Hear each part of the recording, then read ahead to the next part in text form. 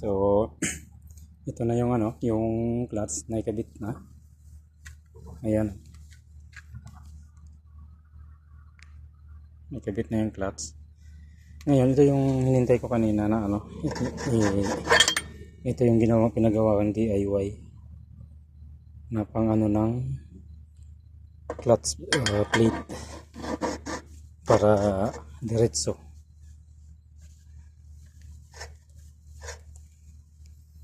Ayan siya. Tapos yung steering pump nito binaklas ko rin para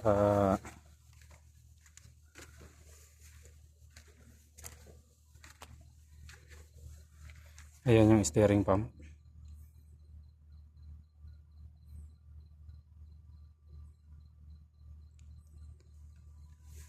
Pabilan ko ng pyesa at bubuksan ko yan kasi puro tagas.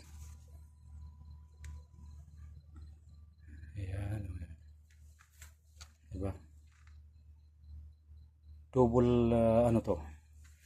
double clutch disc. Ito sa cambio. Ito sa PTO. Sa PTO to. Sa hydraulic pump. Pag in-engage to, hydraulic ang gagana. Pag in-engage to, cambio ang gagana. Ito cambio. Tapos ito PTO sa hydraulic. Kaya dalawa ang clutch niya. Ayan. Ang baba ay cambio. Itong mataas ay PTO. Sige po mga lods.